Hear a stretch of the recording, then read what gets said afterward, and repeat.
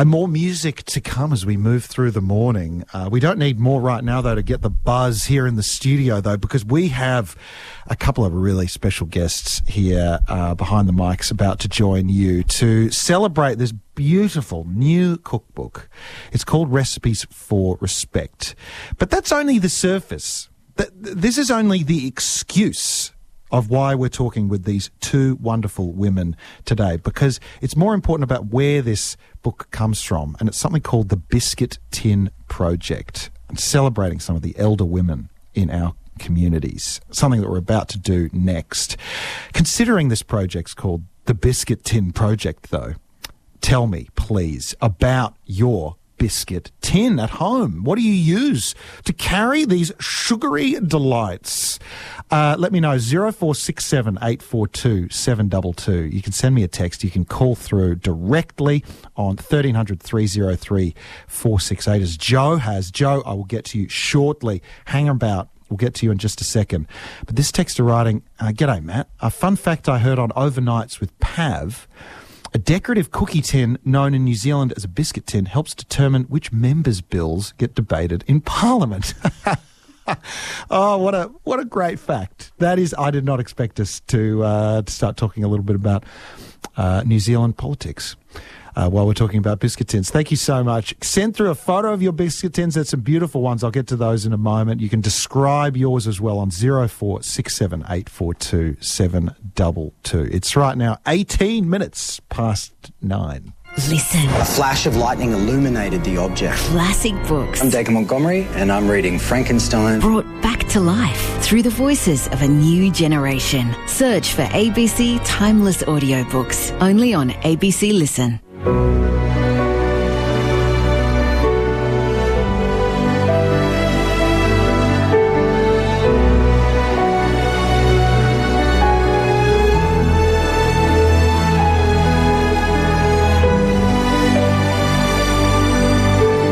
Listening to Matt Tribe on ABC Victoria.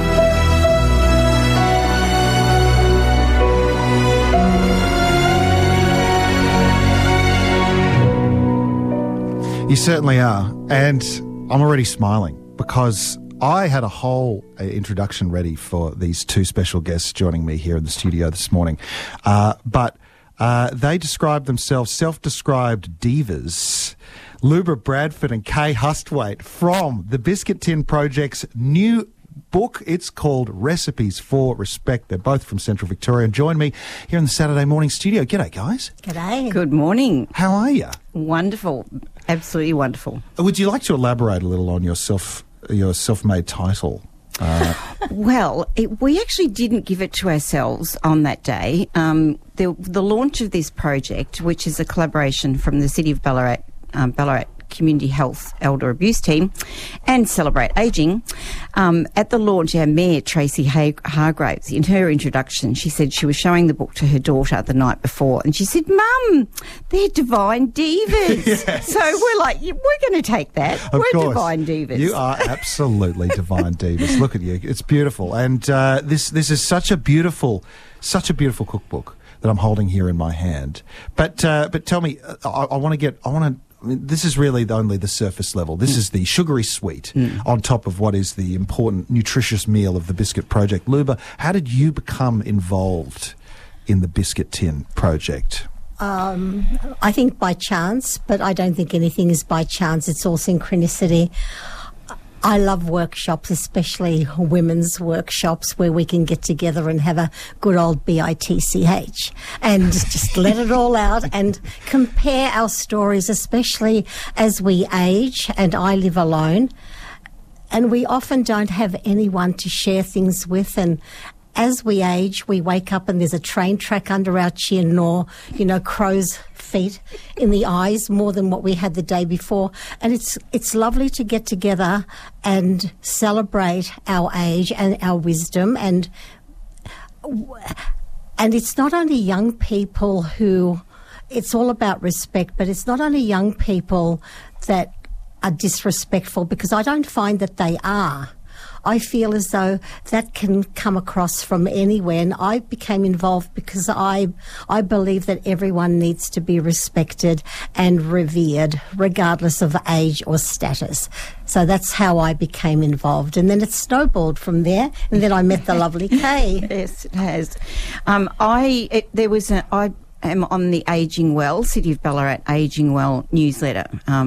As a textile artist, I run workshops sort of in the community, and I've got to know them. And so I saw this opportunity come up, which is probably where you saw it in a newsletter. Who knows? So we applied for it, and there were 10 women, and the team from Ballarat Community Health, the team from Ageing Well, and Dr. Catherine Barrett, who we have to mention, who's the CEO of this non-profit Celebrate Ageing. Well, that's where it came from. This project, she's amazing. She came from Celebrate Ageing. It's incredible. I highly recommend everyone getting a copy of this. No, so please do, because it is, as available. We say, it's more than just a cookbook. This is about respect, but it's also about, as well, Luba's Biscuit Tin and yours, Kay, which I want to get to in just a moment. Because you've brought props. I love props. Oh, this is great. Props. This is great. Yeah. Because what better medium for props than radio? But the invisible prop. Yeah, and you bring such a effervescent energy, and I absolutely, your smiling faces this morning. I mean, me and producer Sarah Spaven, we knew immediately we're just going to have a great time. But also, I do want to point out the elephant in the room here, which is that yesterday, just on the eve of this conversation, and such a worthwhile conversation to have about elder respect, about respecting older women in our community and the contributions that they provide, this new report by the Australian Human Rights Commission detailing how older people feel too often unseen, unheard, undervalued. This is particularly in the healthcare system, but I mean, this is a perception of ageism that's widespread. How do you hope that something like this book, or perhaps the Biscuit Tin project, or coming together as elder women, can change that conversation? I think that's a wonderful question, and it was one of at the launch on October the 14th, Luba and I and another of the ambassadors in the program, Maria, we were on a panel, and that was one of our questions actually.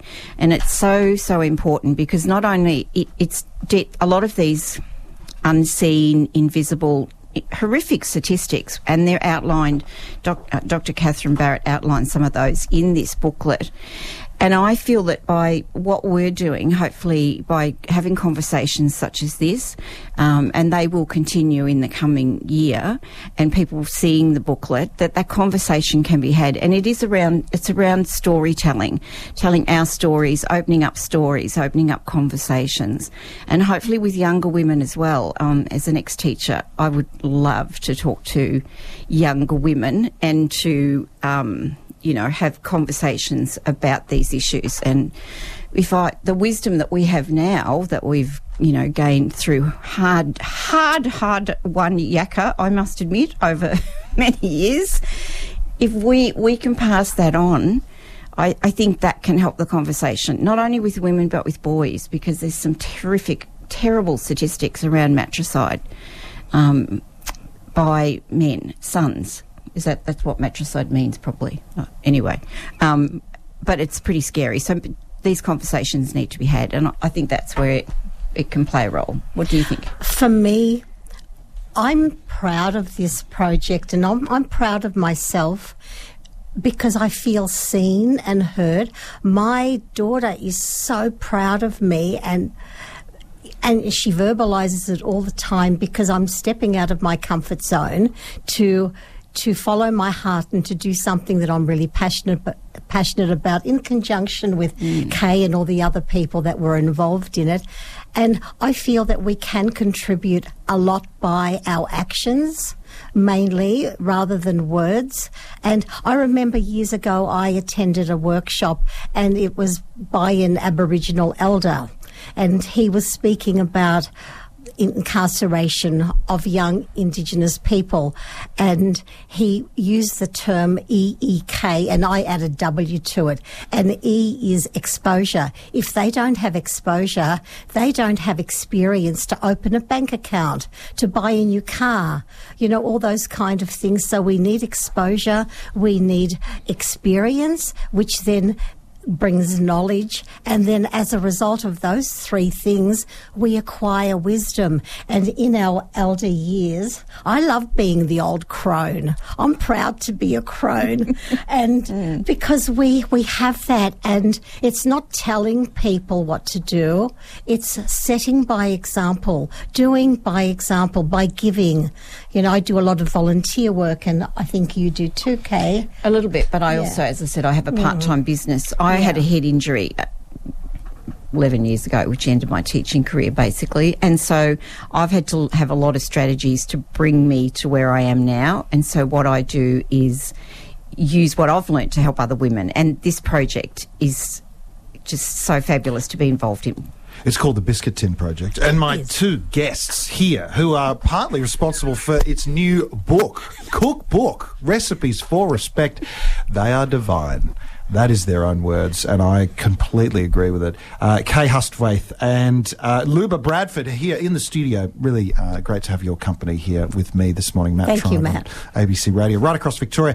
Keep your calls and texts coming with descriptions, with photos of your biscuit tin at home. What is it? What does it look like? Is it a family heirloom? Is it an antique? Let me know. 0467 842 722 is the SMS number. You can call 1300 303 468, as Joe from Jarvis Creek has done. G'day, Joe. Morning, how are you? Really well, really well. You're on with me and Kay and Luba. Tell us about your biscuit tin. Well, I've just got the limited edition Anzac biscuit tin, and it's red rectangle. And I've always got in it like malto milk for the kids, teddy bear biscuits, and some shortbread creams for Pop, because you can't miss out. And the funny thing that happened was the youngest grandchild, he couldn't talk, but he could reach the biscuit tin when he walked in. Oh, that's beautiful. That's beautiful. So, yeah, what shelf does the biscuit tin belong on now? It's the third shelf, but it's actually probably waist height on an adult. Oh, okay. Okay. So below eye height. I think that's important. Yes, it is. Because I think in the supermarkets they keep the brands they want to sell at eye height because we're more likely to buy them. So good for the waistline. Keep it below or above, maybe. Joe, you have a wonderful weekend. Thanks for calling. Thank you. Telling us about your Anzac tin. Thank you. That's a red rectangular Anzac tin from Joe. 1300 303 468 is the number. I'm looking at a photo of your biscuit tin, Luba, because it's in the book. Oh. There's a whole page, Luba's biscuit tin. See, I'm famous. And this is it's an iconic breakfast cereal that you use as your biscuit tin, isn't it? It's amazing. I thought that it was very rare and worth a lot of money, but since it's appeared in the book, everyone seems to have one. The Wheat Bix. The Wheat Bix. I'm quite upset about that, but I like organic Wheat Bix, and I don't eat many sweet biscuits at all, but my mother had a cookie barrel, and she had everything in there, from savoury biscuits to chocolate to mint to shortbreads. So whenever you put your hand in to get a biscuit, you never knew what you were going to taste. It might look like a Tim Tam and taste like a salada or something like that. And so biscuit tins are very individual. Kay's has sewing in hers. Yes, there's show and tell here, Kay. Yes. You've brought in your biscuit tin, which there is an alarmingly... it's a biscuit tin, but it doesn't have biscuits in it. That's right. So this, to describe my biscuit tin, there's a white cat and there's yarn in a basket. And which any white cat would love. Well, I'm going to say Ellen's, but actually it had toffees in it. But we're just going to ignore that and imagine it's a biscuit tin. But my mum, one of my favourite recipes that I remember and my children remember from the early days with Mum is yo-yos. So that's in the book. Yes. However, in my biscuit tin, and actually at the workshop, a lot of the women said, we don't bake a lot anymore, but the tin is symbolic of hospitality in the home and the hearth. But in my tin, my mum used to have threads in it. She wasn't a great sewer, but she did do some stitching. Well, I have lots of threads, but I also have included in mine some fortune cookies because I have a Chinese history relating to Ballarat. And so I have a little Chinese, little dragony thing from a Chinese New Year. And I have a fortune cookie and I'm handing Matt one with my fingers. And he's going to break it open and we'll see what his fortune cookie says. I'm going to ignore my fortune. Yep. And because in my workshops I do a lot of slow stitching. And so I have this little stitching meditation book here. And my fortune cookie says, learning is a treasure that will follow its owner everywhere. Wow. And I have I have little stitching things. So my little biscuit tin symbolises my heritage as well as tapping into my mum. He's breaking it open. I'm really actually exciting. Here we go. And it did crack, and he's got a fortune cookie to open. I've got the little note inside. Yes. Oh, here we go. Let's hope it's a good one. I mean, they're not exactly specific. No. You will always have good luck in your personal affairs. What are they referring to? That's my personal affairs. I could get you into Luba. trouble. You could, yeah. I? Who knows? Personal affairs. Saucy. Luba Bradford's here. Kay Hustwaite, who is from the Biscuit Tin Project. Recipes for Respect is the book. You can check out Kay's Biscuit Tin or Toffee Tin. But we're not going to hold that against her. Yeah, exactly. You can find out her recipe for yo-yo biscuits, and you can see as well on Luba's page next to her beautiful smiling face, her recipe for this is coconut almond tartlets. And you know what happened there is that my mother-in-law lived next door to us in Ocean Grove, and whenever she baked something or roasted some lamb, she'd ring up and say, I've got this food for you. So whenever it was these almond tartlets, I'd go over, and by the time they came home next door, all the almonds were missing on the top and they were in my tummy. That's very naughty, That is isn't it? very... But, honesty is the first point on the road to redemption. Is it? To redemption? Yeah. I thought he was going to say wisdom, but never mind. Both. It could be anything. It could be anything. Yeah. It could be. The wisdom's in the book. It's not coming from me. It is, and all the respect. Yes. That's really important. How is respect shown to you? As we say, this is sort of like a nutritious cookie. The sugary recipes are what might make you pick it up, but the messages of respect and wisdom will make you stay. Yes, exactly. How can we get a copy of this book? Well, yes, we could probably give you the details. It is, I'm stammering here. Have you got a quick, concise? It's through the City of Ballarat. There'll be a link on the book. There would be a link on the book. We should have thought of that. Look at that. But let me... I tell you how you can get one. Yeah. Go into the info centre in Ballarat, because I've picked up lots of books from there, and ask them if they can supply some and then have them available at the counter. Great. That's probably the easiest thing to do. And I'm pretty sure you can also head to celebrateaging.com, and then they have the Biscuit Tin page as well. It has more information about the Biscuit Tin, which is the project which this book came from. Yes. Thank you both so much for coming in. May you always have luck in your personal affairs, in life and in wisdom. Matt. But this has been genuinely just such a treat to have you in. We're going to have you back, because I haven't even asked you for your tips on yo-yos and tartlets. So come back, please. We would love to. We love to talk. Come back we love tomorrow. To share. Are you on tomorrow? No, I think he's only on every Saturday morning, are you? Okay. Yes. We'll come back next week. Yes, they only let me on once a week. Right. More than that would be too much.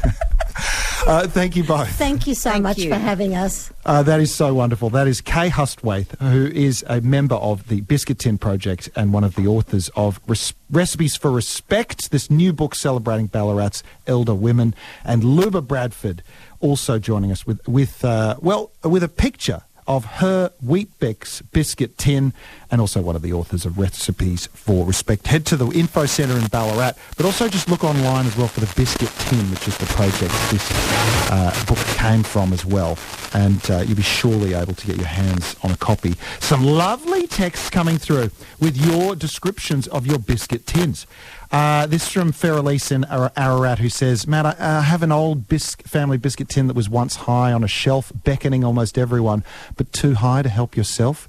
Oh, it's a healthy balance, isn't it, Feralise? Also, this is Georgie from Geelong, who says, my friend Beth uses a fruit bowl as her biscuit tin, full of Tim Tams and Scotch fingers, and Arnott's a day keeps the doctor away. Thank you, Georgie. But, well, it's crowd favourite. And also, we've got also here one more. Another picture. I've got to do my best to describe it. I have an old biscuit tin. This is my biscuit tin used at my gallery and now sits a pride of place on my kitchen dresser as a memento.